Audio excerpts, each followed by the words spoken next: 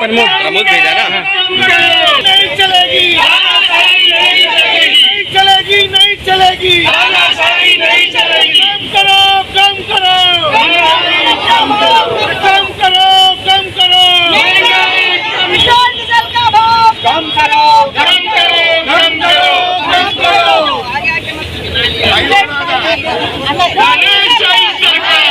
मोदी सरकार, मोदी शाह हुए माला माल, अरे मोदी तेरा खेल, अरे मोदी तेरा खेल,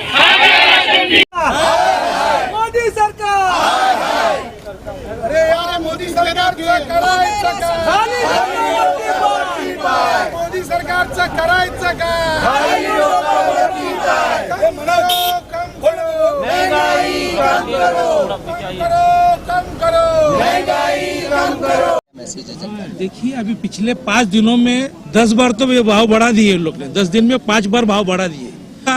खाली 65 रुपए होगा तो कितना बम करते थे। अगर आज 113 रुपए में डीजल और पेट्रोल के भाव चले गए, 100 पूरा पार होके चले गए, फिर भी आवाज उठा रहे ने क्यों? खाली जातिवाद। ये सरकार गुमराह कर रही है, बीजेपी सरकार लोगों को भटका रही है, मुद्दे छोड़ के बात कर रही है।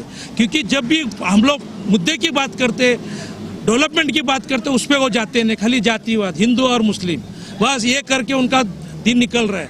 अभी 8 साल में बच्चा भी चलने लग जाता है, 8 साल में स्कूल जाने लगता है। इनका अभी तक कुछ नहीं, जो कांग्रेस सरकार ने बनाई बेचने का काम ये सरकार कर रही है। हम लोग आज प्रदर्शन इसके लिए यहाँ कर रहे हैं नहीं, हमारे मुंबई में मुंबई अध्यक्ष भाई जगताप के आदेश के अनुसार मुंबई में हर जगह हम लोग इसी तरह धरना आंदोलन करते रहेंगे। पेट्रोल डीजल के भाव कम करने के लिए हम लोग धरना देते रहेंगे। पिछले देखिए ऐसा है कि पिछले 4 महीनों से पेट्रोल डीजल के दाम देश में क्यों नहीं बढ़े? मेरा ये सवाल है केंद्र की सरकार से। क्या जब चुनाव आता है तो पेट्रोल के दाम अस्थिर हो जाते हैं, चुनाव के बाद जो है पेट्रोल के दाम बढ़ने लगते हैं? आज 8 दिनों में 8 रुपया पेट्रोल बढ़ के आज 118 रुपया पेट्रोल का भाव हो गया है। क्या जिस तरह से महंगाई जनता की कमर तोड़ रही है, क्या इस सरकार को, इस केंद्र की सरकार को जनता ने क्यों बैठाया था? क्या वो चीज़ याद है कि जब 2014 के पहले प्रधानमंत्री ने एक भाषण में कहा था कि ये देश में महंगाई और मनमोहन सिंह के ऊपर तंज कसा था कि माँ बोलने को तैयार नहीं है, ये सरकार माँ बोलने को तैयार नहीं है, महंगाई का माँ।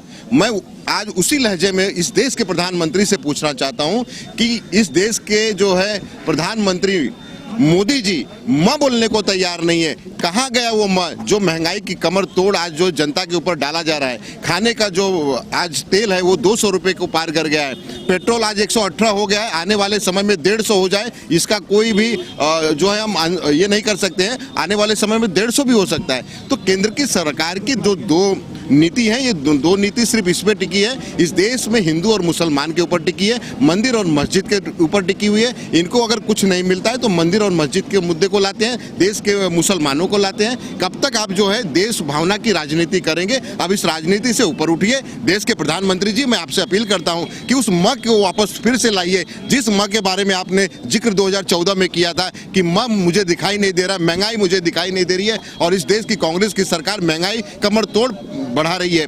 450 रुपया हमारे सरकार में उस समय जब गैस का दाम था, और मालूम होना चाहिए आपको 110 रुपया क्रूड ऑयल उस समय प्रति $1 मिला था, तो हमने 70 रुपया किया था। उस समय जिस नंगा नाच को नाच रही थी भाजपा, आज उससे कहीं ज़्यादा, उससे 5 गुना ज़्यादा महंगाई इस समय बढ़ गई है देश में। और उसके बाद में भी नरेंद्र मोदी को महंगाई का मैं याद नहीं आ रहा है, मैं आपको याद दिलाना चाहता हूँ। देख लो इस महंगाई के इसमें जब 65 रुपया पेट्रोल जब कांग्रेस के राज में था 2014 में, तो ये ईरानी जी थी जो बंगड़ी लेके मनमोहन सिंह जी को देना चाहती थी, जो महंगाई हुई थी। तो आज हमारी माँ बहनों के जो रसोई है, गैस का बाटला आज जो 400 से 1000 के ऊपर कर दिया है, उसके बारे में मनमोहन सिंह जी को नहीं पूछेंगे। आज ये स्मृति ईरानी जी अगर मोदी जी को पूछ सकती है तो पूछे, या उनकी भक्त बन के सिर्फ रहेगी और माँ बहनों की जो महंगाई हुई है उसके बारे में बात नहीं करेगी, तो ये बहुत गलत बात है। देश की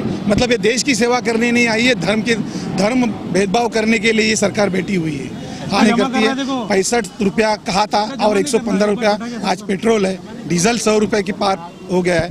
गैस का बाटला 1000 रुपए के पार हुआ है। इसके बारे में आप लोगों से मैं विनंती करता हूँ माध्यम से क्या आपको कि क्या लगता है कि देश का युवा भी परेशान है इस महंगाई को लेकर के? युवा पे भी एक बाहर पड़ा है। आपको तो पता है ना, उन्होंने बताया था कि एक साल में दो करोड़ नौकरी दूंगा बेरोजगार को। आज बेरोजगार लोग तो 2 करोड़ तो लंबी की बात हो गई, जो थे नौकरी पे ये 8 साल में वो घर पे बैठे हुए हैं। मतलब बेरोजगारी बढ़ी हुई है, युवा नाराज है, लेकिन युवाओं को सिर्फ धर्म की बात सिखाई जा रही है, विकास की, देश की बात नहीं बताई जा रही है।